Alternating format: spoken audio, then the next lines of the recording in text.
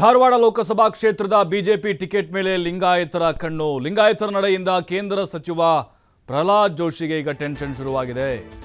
ಕಂಗಾಲಾಗ್ಬಿಟ್ಟಿದ್ದಾರೆ. ಧಾರವಾಡ ಲೋಕಸಭಾ ಕ್ಷೇತ್ರ ಈ ಮುಂಚಿನಿಂದಲೂ ಲಿಂಗಾಯತರ ಕ್ಷೇತ್ರ. ಈಗ ಮರಳಿ ಕ್ಷೇತ್ರವನ್ನು ಲಿಂಗಾಯತರಿಗೆ ಬಿಟ್ಕೊಡ್ಬೇಕು ಅಂತ ಒತ್ತಡ ಹೆಚ್ಚಾಗ್ತಾ ಇದೆ. ಇದು ಬಹುಶಃ ಪ್ರಹ್ಲಾದ್ ಜೋಶಿ ಅವರು ಕೂಡ ನಿರೀಕ್ಷೆ ಮಾಡಿರಲಿಲ್ಲ ಅಂತ ಅನಿಸುತ್ತೆ. ಈಗಾಗಲೇ ಇದೇ ಕ್ಷೇತ್ರದಿಂದ ಸ್ಪರ್ಧಿಸಿ 4 ಬಾರಿ ಗೆದ್ದಿದ್ದಾರೆ ಪ್ರಹ್ಲಾದ್ ಜೋಶಿ ಅವರು ಬ್ರಾಹ್ಮಣ ಸಮುದಾಯಕ್ಕೆ ಸೇರಿದಂಥವ್ರು. ಈಗ ಬೇರೆಯವರಿಗೆ ಅವಕಾಶ ನೀಡಿ ಅಂತೇಳಿ ಲಿಂಗಾಯತ ಮುಖಂಡರು ಹೇಳ್ತಾ ಇದ್ದಾರೆ.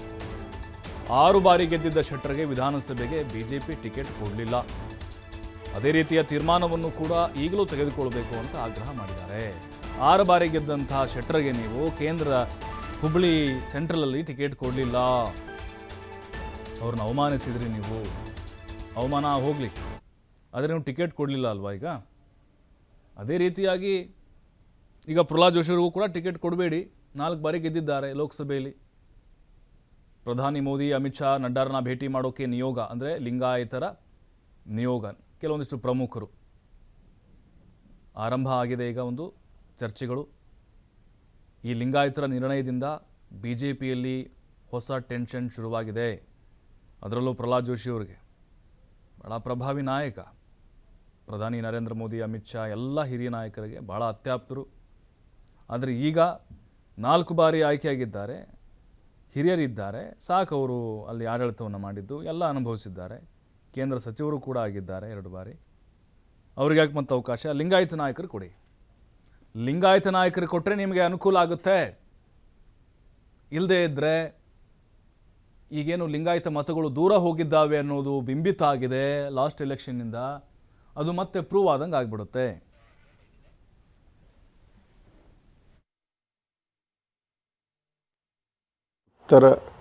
ಹಿಂದೆ ಧಾರವಾಡ ಉತ್ತರ ಲೋಕಸಭಾ ಅಂತು, ಈಗ ಧಾರವಾಡ ಲೋಕಸಭೆಗೆ ಸನ್ಮಾನ್ಯ ಪ್ರಹ್ಲಾದ್ ಜೋಶಿ ಅವರು ಕಳೆದ 4 ಬಾರಿ ಇಲ್ಲಿ ಆಯ್ಕೆಯಾಗಿದ್ದಾರೆ. ಭಾಳ ಉತ್ತಮವಾಗಿ ಕೆಲಸ ಮಾಡ್ತಾಯಿದ್ದಾರೆ. ಇವತ್ತು ಕೇಂದ್ರದಲ್ಲಿ ಸಚಿವರಾಗಿ ಕೂಡ ಭಾಳ ಒಳ್ಳೆಯ ಹೆಸರನ್ನು ಪಡೆದಿದ್ದಾರೆ. ಮತ್ತು ಈ ಭಾಗದಲ್ಲಿ ಸಾಕಷ್ಟು ಅಭಿವೃದ್ಧಿ ಕಾರ್ಯಗಳನ್ನೆಲ್ಲ ಮಾಡ್ತಾಯಿದ್ದಾರೆ. ಎಲ್ಲೋ ಒಂದು ಕಡೆ ಮಾಧ್ಯಮದಲ್ಲಿ ಮತ್ತು ಪಬ್ಲಿಕ್ ಒಳಗೆ ಮಾತುಕತೆ ನಡೀತಾ ಇದೆ, ಅವರು ಈ ಕ್ಷೇತ್ರವನ್ನು ಬಿಟ್ಟು ಬೇರೆ ಕ್ಷೇತ್ರ ಹೋಗ್ಬೋದು ಅಂತ ಈ ಥರ ಸುದ್ದಿ ಮಾಧ್ಯಮದಲ್ಲಿ ಬರ್ತಾಯಿದೆ. ಹೀಗಿದ್ದಾಗ ನಾನು ಪ್ರಹ್ಲಾದ್ ಜೋಶಿಯವರಲ್ಲೂ ವಿನಂತಿ ಮಾಡ್ಕೊಂಡಿದ್ದೀನಿ ಮತ್ತು ಪಕ್ಷದ ವರಿಷ್ಠರಲ್ಲೂ ವಿನಂತಿ ಮಾಡ್ಕೊಂಡಿದ್ದೀನಿ.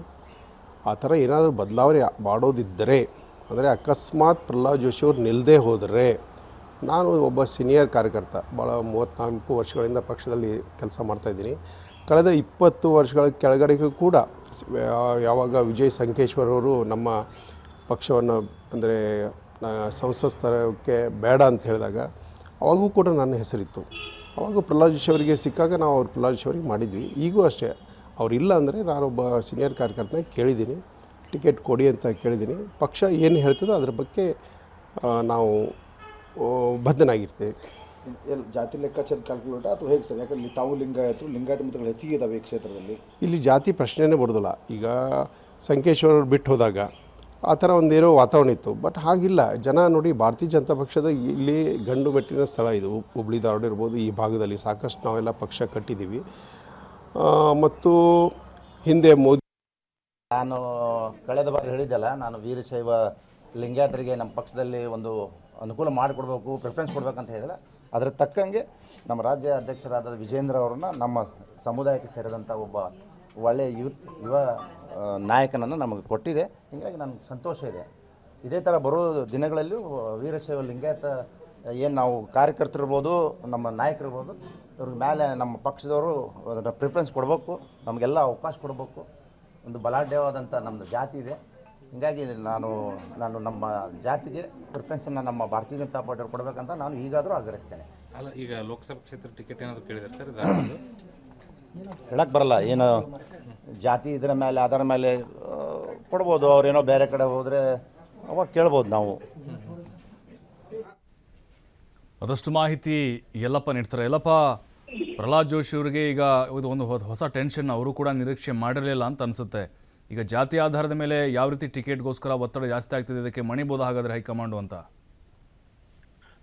ಪ್ರಭು, ಏನು ಧಾರವಾಡ ಲೋಕಸಭಾ ಕ್ಷೇತ್ರ ಇದು ಬಿಜೆಪಿಯ ಭದ್ರಕೋಟೆ. ಅಲ್ಲದೆ ಇದೇ ಒಂದು ಕ್ಷೇತ್ರದಿಂದ 4 ಬಾರಿ ಸಂಸದರಾಗಿ ಸದ್ಯ ಕೇಂದ್ರ ಸಚಿವರಾದವರು ಪ್ರಹ್ಲಾದ್ ಜೋಶಿ ಅವರು. ಇದು ಒಂದ್ ಕಡೆ ಅಂತಂದ್ರೆ ಈಗ ಕೂಗು ಹೇಳ್ತಾ ಇರೋದು ಏನು ಅಂತಂದ್ರೆ ಲಿಂಗಾಯತರಿಗೆ ಈ ಕ್ಷೇತ್ರಕ್ಕೆ ಟಿಕೆಟ್ ಕೊಡಿ ಅಂತೇಳಿ. ಯಾಕೆ ಈ ಲಿಂಗಾಯತರು ಈ ಒಂದು ಕ್ಷೇತ್ರದ ಮೇಲೆ ಕಣ್ಣಿಟ್ಟಿದ್ದಾರೆ ಅಂದ್ರೆ ಈ ಒಂದು ಕ್ಷೇತ್ರದಲ್ಲಿ 8 ವಿಧಾನಸಭಾ ಕ್ಷೇತ್ರಗಳು ಬರ್ತವೆ.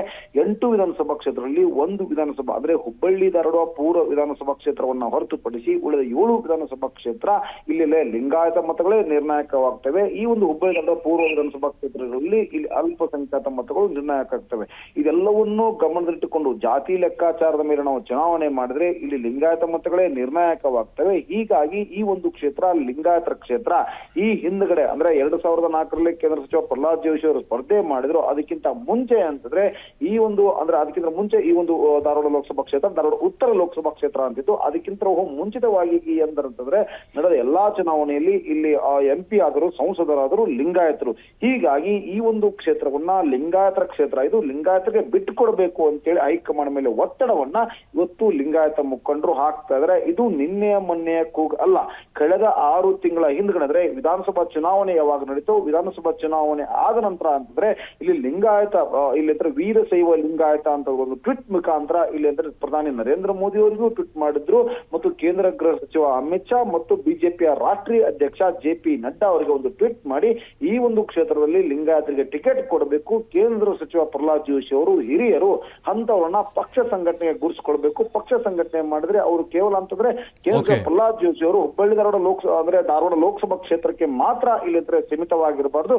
ಅವರು ಇಲ್ಲಿ ಅಂದ್ರೆ ದೇಶ ಸಂಚಾರ ಮಾಡಬೇಕು.